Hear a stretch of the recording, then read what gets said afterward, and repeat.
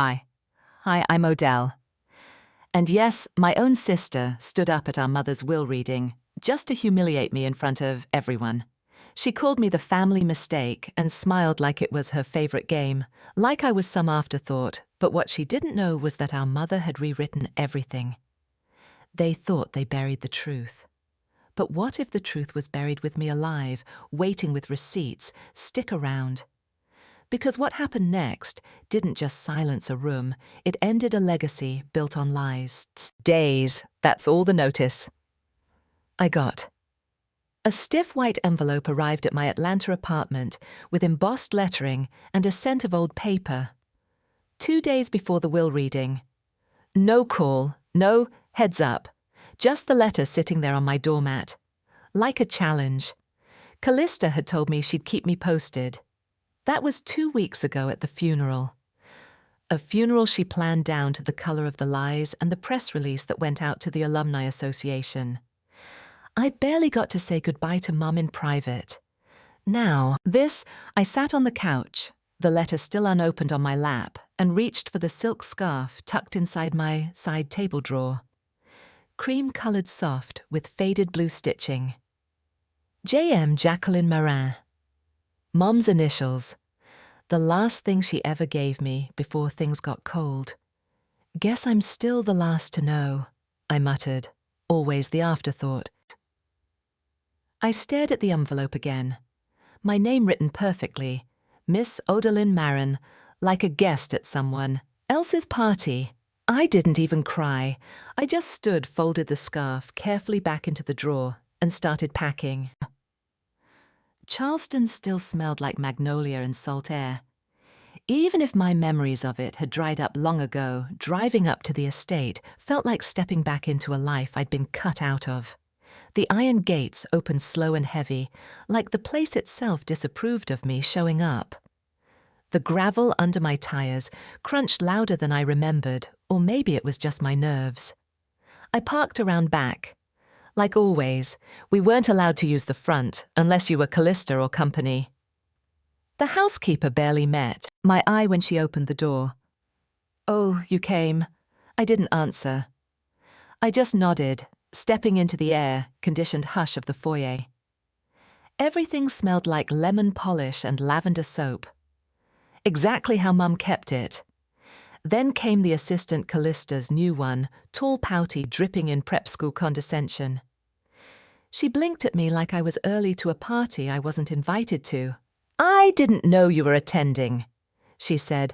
"I was invited," I replied simply, holding up the envelope like a shield. She sniffed well. "They're all out by the terrace garden attire." Of course they were. They looked like they'd stepped out of a country club catalogue. Aunt Dolores gave me a warm smile and a light hug, her arms trembling a little. "Odell, sweetheart, I'm so glad you're here. Your mum would be too." "I hope so," I said softly. Everyone else avoided eye contact except Callista. She turned the moment I stepped onto the flagstone, her voice syrupy. "Well, look, who showed up didn't know they were letting +1s to the reading." The air shifted a few polite laughs, tight nervous, but mostly silence. I didn't respond.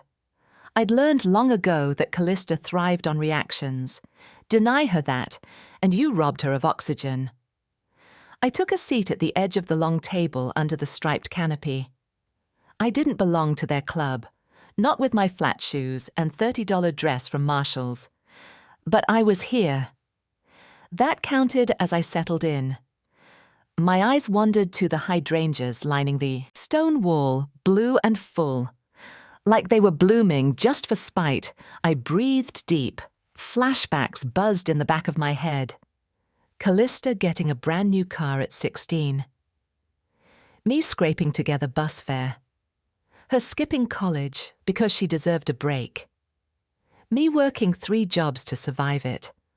I was the daughter. They barely tolerated, I whispered to myself. The one they always expected to stay quiet, but not this time. Just as the lawyer stepped into view.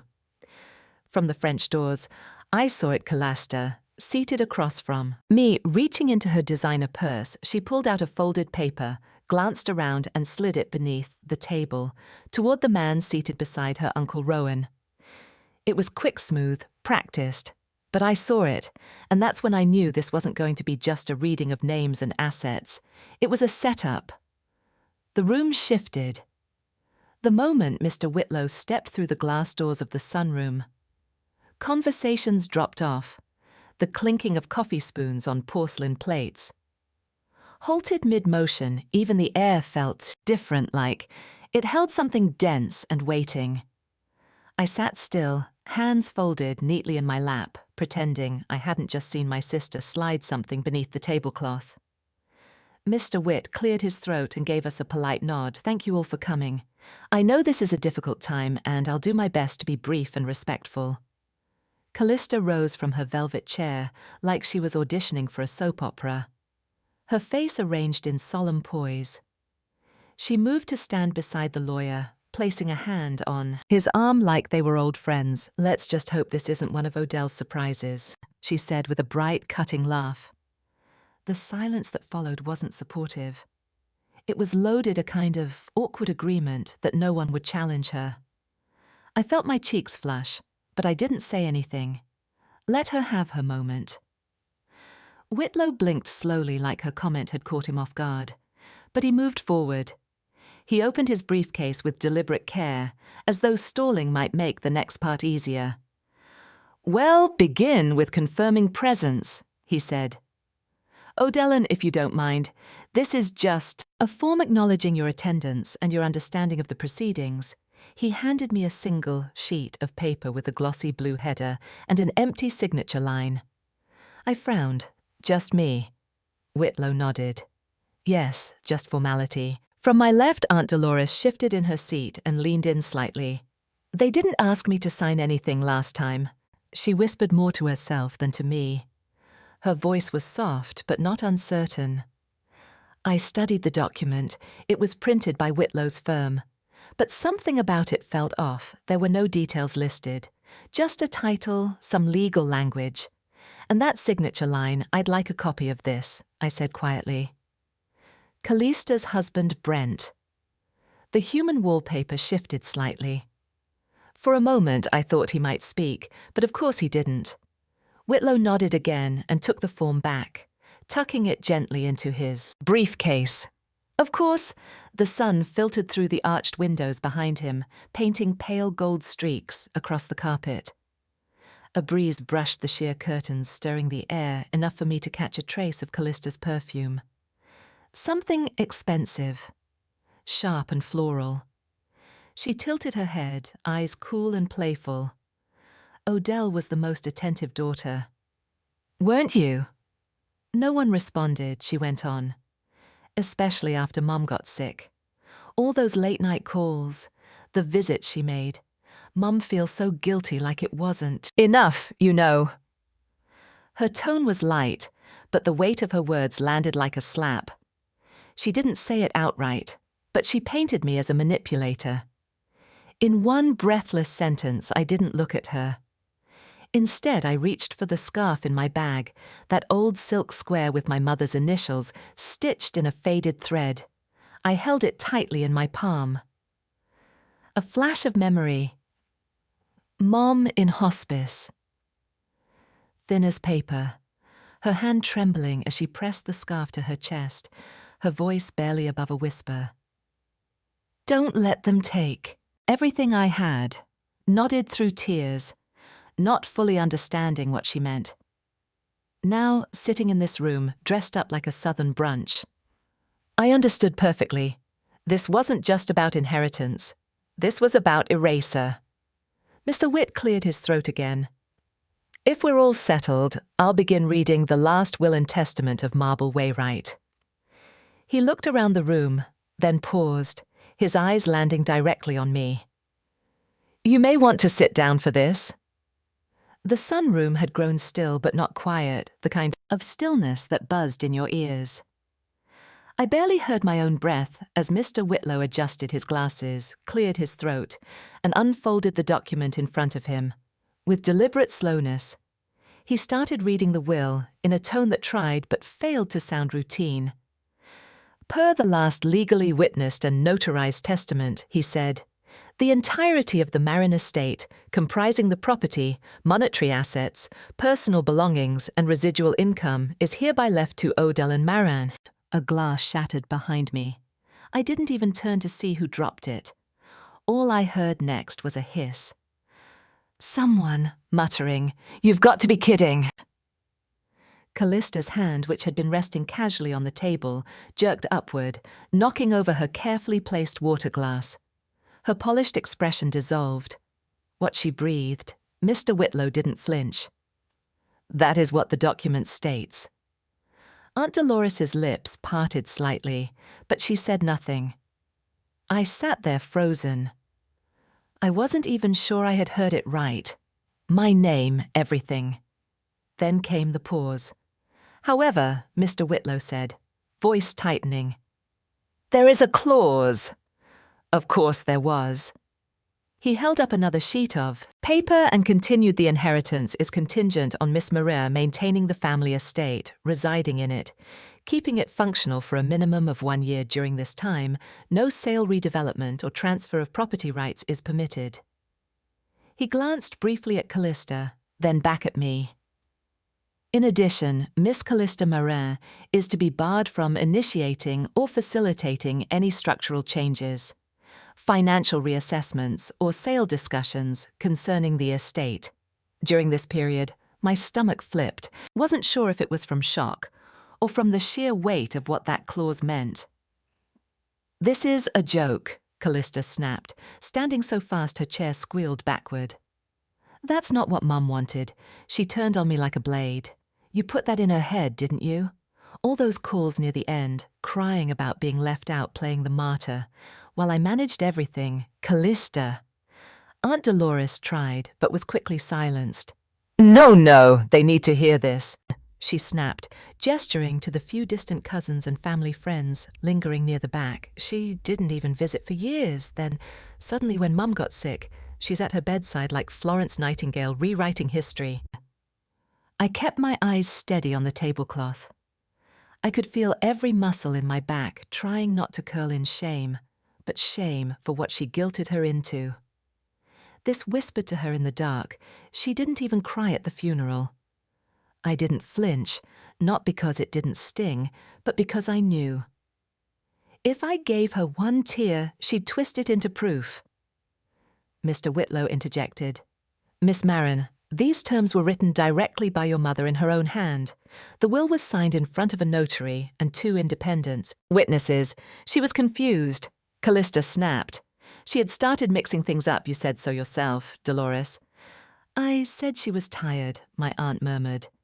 Not confused for a moment. No one said anything. The sunlight filtered through the tall windows, casting soft shadows across the floor. Ironic how gentle everything looked, in a room full of knives. "Did she leave anything else?" I asked softly.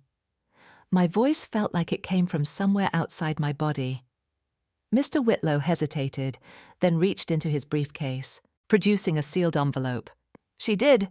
She left this for you?" "Odell," I took it with both hands. The envelope was heavy, more than just paper. It held something dense, almost sacred. I turned it over, breaking the seal inside a single folded page. My name was at the top. Her handwriting, my mother's familiar loops and slants stretched across the page in blue ink, slightly faded. It started gently, an apology wrapped in grace. But within just a few lines, she said something that made the entire room fade from my awareness, something that redefined every memory I had of her. I didn't even realize I was holding my breath until the rustle of paper brought me back. The letter felt lighter than air, but heavier than grief. I unfolded it slowly, carefully, like if I moved too fast, the truth inside might disappear. My mother's handwriting curved across the page, in a way I hadn't seen since before the tremors set in. Somehow it looked both fragile and furious. I didn't plan to read it aloud, but I did my voice. Cracked on the second sentence. "To Odell, you showed up when no one else did. You made me soup when I couldn't speak. You stayed when your sister filed the power of attorney papers without telling me. You are the only one who didn't ask me to sell the home, only to rest in it. No one interrupted. Not yet. Even the old grandfather clock in the corner seemed to hold its chime. I went on. The ink trembled like a whisper. I was not confused when I wrote this. I was tired, but not confused. And I want you to know. I changed the will after she tried to sell the house beneath my feet. I couldn't stand the thought of being tucked away while strangers walked through our halls. I looked up. The sunroom felt suddenly colder. Callista stood like a statue carved from resentment. One of our cousins shifted in his chair, clearly regretting showing up in a tie. The room had shifted just slightly, but enough that I could feel the weight of every eye turning toward her. I didn't do anything. She didn't want Callista. Finally said her voice was strained, brittle. She was sick. Delirious. You think she could make that kind of decision in a hospice bed? I didn't respond. I didn't have to. Instead, I stepped forward, holding the letter, and turned it toward Mr. Whitlow. Can you confirm the date this was signed? He adjusted his glasses, leaning in. It was witnessed by 2 of our staff. The same day, the hospice nurse noted full cognitive clarity. I have the documentation. The color in Callista's face drained fast. You pushed. Her, I said quietly, not to accuse, but to state. You talked to a realtor while she was recovering from pneumonia. Callista's voice rose an octave. You have no idea what she was like. In the end, she was scared, Odell. She clung to your voice because you told her what she wanted to hear. Aunt Dolores stepped in, firm but calm. Don't you, can spin it however you like, but I saw her with my own eyes. Your mother was more herself in those final days than she'd been in years, and you tried to evict her from her life. That hit harder than anything I could have said. Callista stepped back, stung. She looked around for support, but no one moved. Even her husband kept his eyes on the carpet, like the truth was too sharp to look at. Directly, I turned slowly and walked toward the parlor's front window. The letter folded in my hands like a pressed flower. Something meant to last longer than its original form. I didn't say much. Only she didn't want to be sold like a property. I honored that. And that's when the silence fell. But it wasn't the silence I'd grown up with. The one that used to mean shame, that made me shrink into corners at family events, or pretend not to hear when my name was left off plans. This was different for the first time in years. No one had anything to say to me. But the silence wasn't shame. It was fear as we moved from the sunroom to the garden lounge of the estate club, where brunch was set up. Like nothing had just cracked, a family, wide-open finger sandwiches, lined silver trays, mimosa pitchers sweated onto linen, and someone had the nerve to cue up jazz music like it would soften what had just happened. I sat by the far window, sipping black coffee from a delicate porcelain cup. I didn't remember owning across the room. I saw Callista floating from table to table, all smiles and small laughs, like she hadn't just been publicly stripped of control. She leaned in too close to some of the older guests, hand on their shoulders, nodding solemnly at all. The right moments, damage. Control, that was her gift, but I had no interest in performing. The letter was still folded in my lap, the creases now warm from the heat of my hand. Aunt Dolores sat beside me, quiet, alert. A few cousins passed with awkward glances. Some nodded, others just stared. But I noticed something in their eyes that hadn't been there before. Recognition, Callista's voice broke through the chatter. Too loud to be casual. Odellen always had this unique relationship with Mum, she said, turning to a trio of family friends who had known us since childhood. She had a way of making herself the victim. I just wish she hadn't taken advantage when Mum was at her weakest. One of the women, a friend of my mother's, who used to braid my hair on Sunday mornings, let out a slow, disappointed breath. "That's low," she murmured, not quite under her breath. Dolores stood up. Then, not with a shout, just calmly gathered her purse, gave me a look, and walked out the French doors. Without saying a word, I took a slow sip of coffee, then placed the cup back on the saucer. The quiet inside me wasn't passivity, it was fuel. I stood up, not raising my voice, but cutting through the air like glass. "Callista," I said clearly, "I never needed to manipulate anyone, and I have every document to prove that the room-stilled Callista turned to face me, that polished smile cracking just enough to see the panic beneath. "Excuse me, I kept the paperwork," I said, folding my arms. Emails, signed documents, timestamps. Even the voicemail Mum left me after you filed the power of attorney behind her back. A hush fell like a curtain dropping, mid-scene. "You want to go public with that lie?" I asked, steady as stone. "Then I'll go public with the truth, all of it." Someone coughed in the corner. Another guest shifted awkwardly. People began to subtly turn their chairs in my direction. Callista blinked hard. Her voice sharper, "Now you wouldn't." I looked her in the eye. "You've mistaken quiet for weak. Your entire life." She didn't respond. She couldn't. The audience, she thought she had, was listening to me now. For once, I didn't need to raise my voice. I didn't need to throw a tantrum or play dirty. All I had to do was finally clearly say what I should have said. "Years ago, you don't get to shame me into silence anymore." I didn't wait for her reply.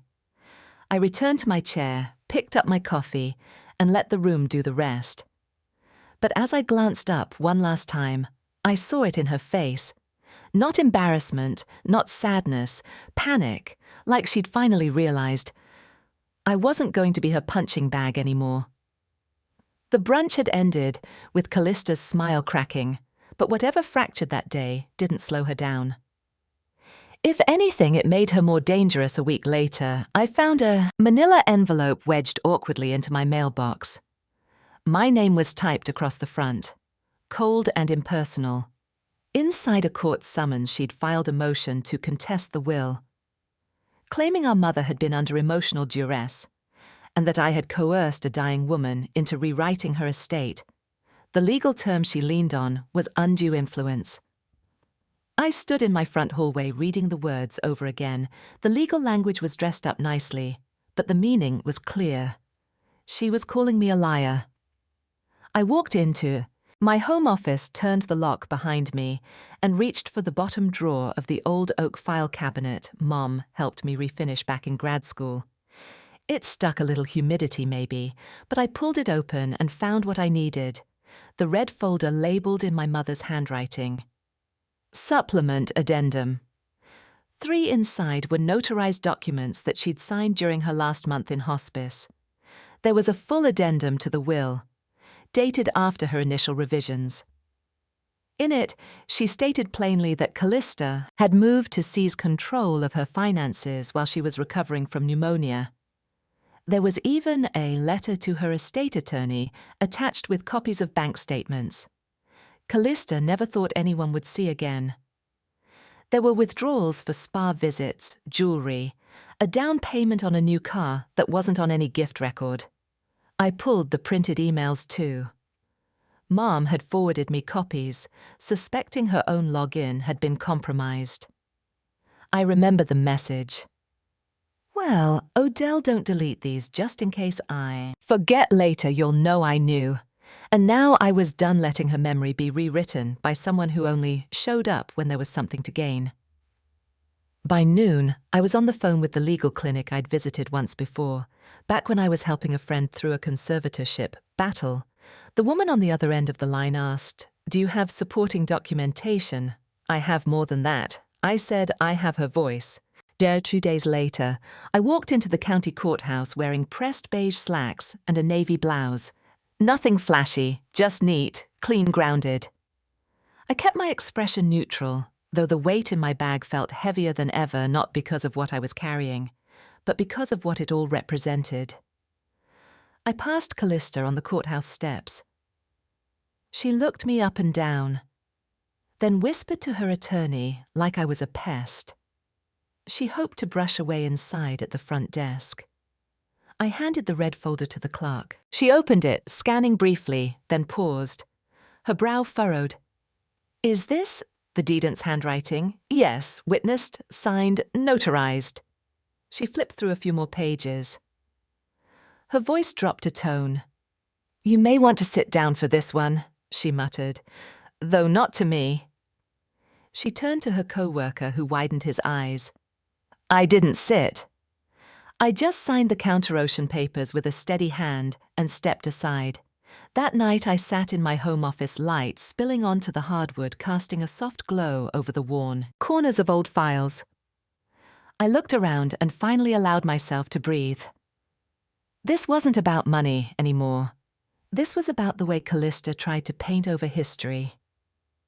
She wanted to erase the months I fed Momroth when she could barely lift a spoon.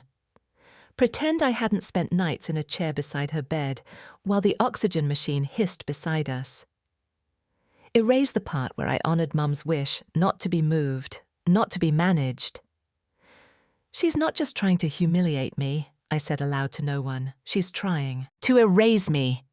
But here's the thing about silence. When you let it build, let it sharpen, let it hold its shape, it cuts cleaner than shouting ever could. And this time I wasn't hiding. She started a war over paper. She forgot.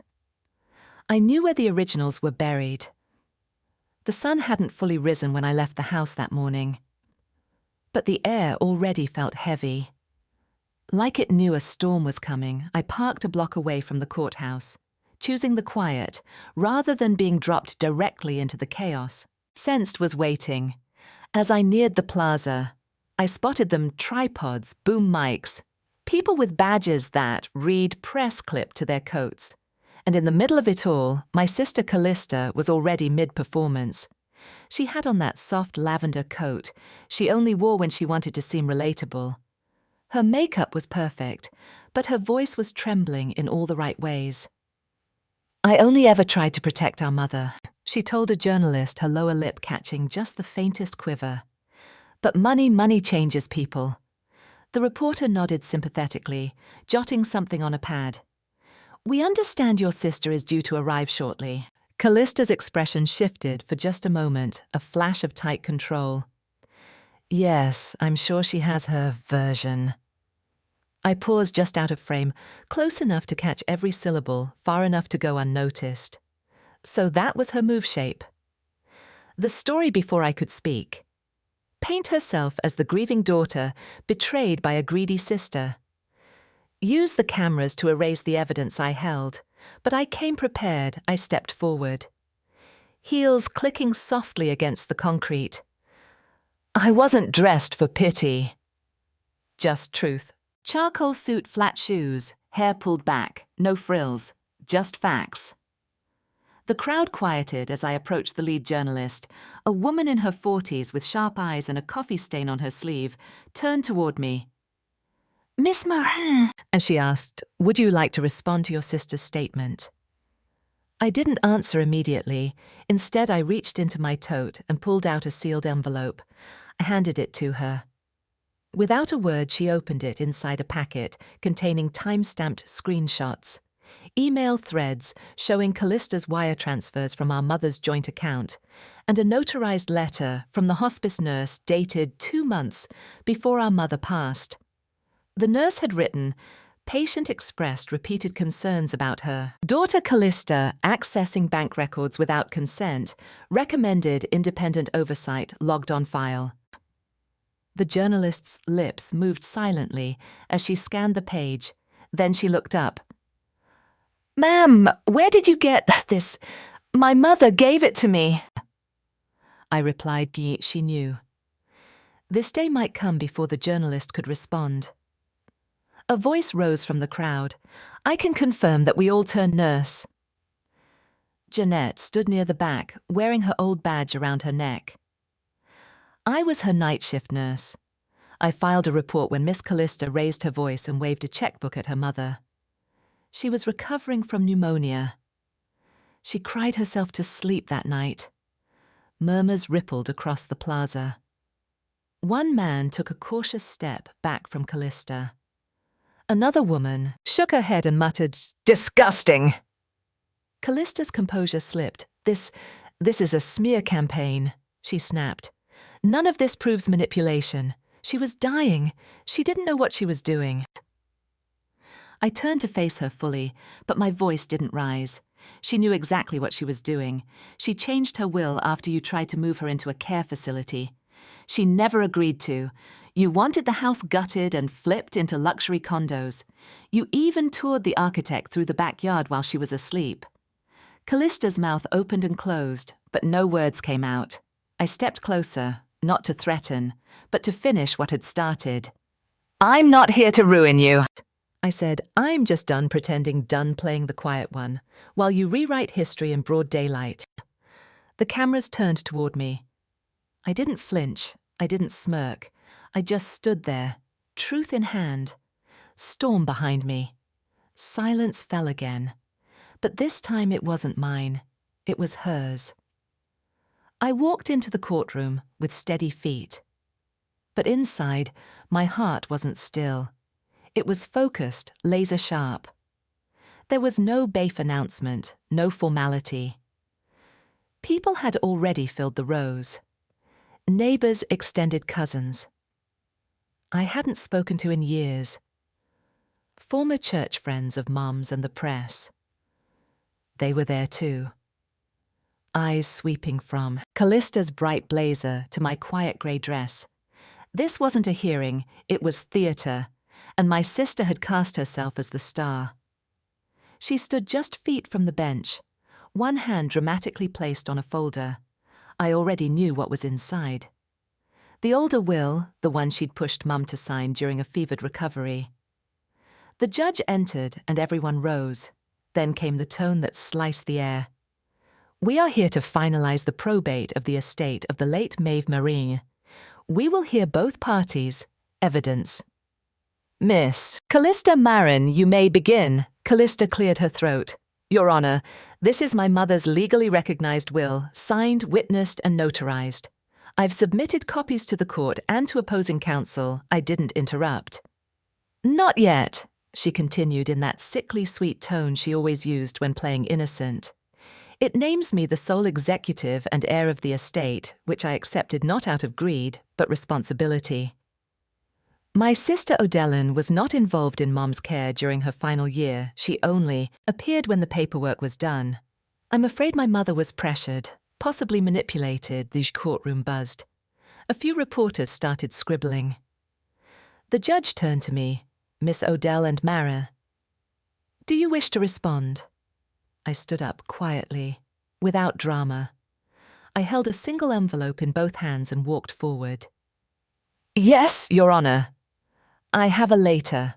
Will signed by my mother, dated and notarized 1 month after the version presented by my sister." The room hushed. The judge raised his brow and gestured for the beef. I handed over the envelope sealed in pale blue. My mother's handwriting looped across the flap. Familiar, soft, undeniably hers. The judge slit the top carefully. His eyes skimmed. He nodded. "This document appears legally valid. Date, July 9th. That's 4 weeks after the previous were witnesses. Listed Dolores Marin and Jeanette Holloway, notarized by state-certified notary." Erica Pla Callista's composure cracked. She took a step forward. "She forged it. That's a fake." I didn't flinch.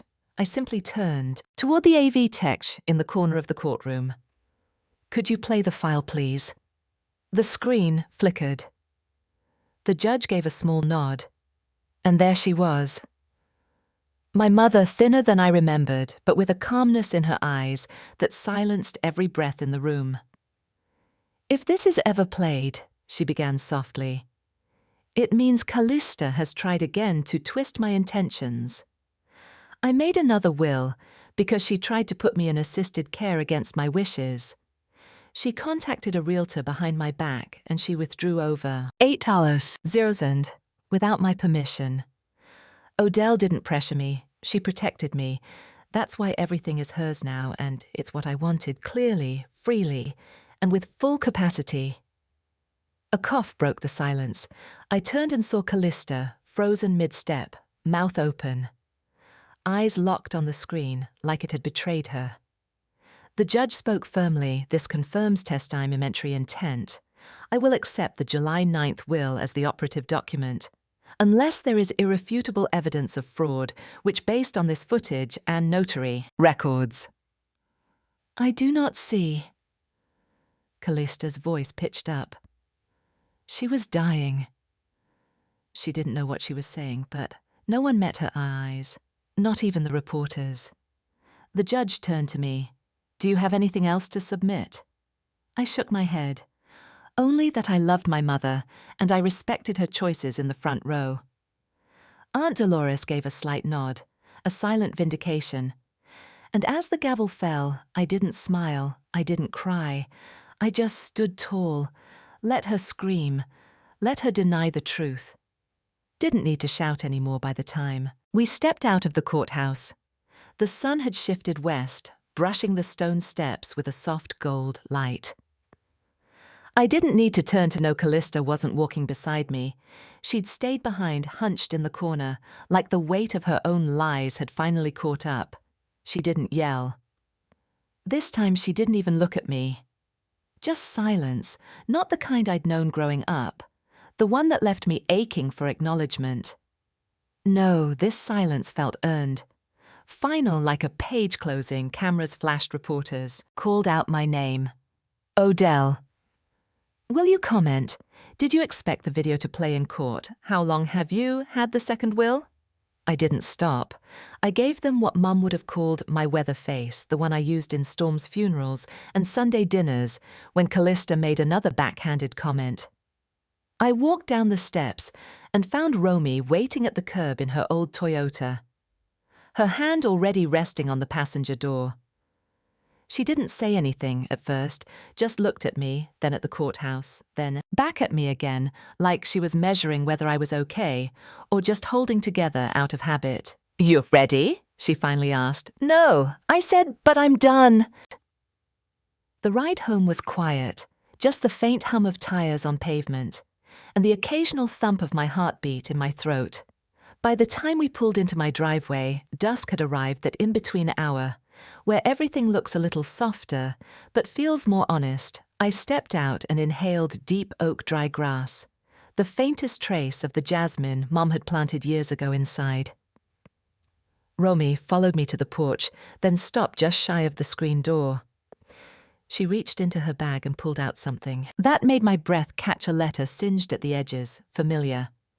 I found it tucked inside the lining of your Mom's old wallet, she said. Didn't look like something you'd want strangers digging through. I took it gently.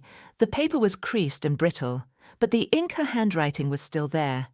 The envelope was addressed simply to my youngest, my silent warrior. I didn't read it right away. I sat on the swing first. Let the tikas buzz in the distance, let the quiet settle. Then I opened it. You always were the strongest, even when they pretended not to see. I hope one day you realize you didn't need their praise to matter. Some truths aren't spoken, they're lived, and you lived it right. I love. You always, Mom. It wasn't grand, it wasn't poetic, but it was everything. I never got to hear her say out loud, and it came exactly when I needed it, when I wasn't looking for validation anymore. Just peace. Romy brought out 2 glasses of tea. We didn't toast, we didn't make speeches. She just sat beside me as the sun disappeared behind the treetops and the porch light blinked on like it knew the moment needed quiet. I looked around at the chipped paint on the banister.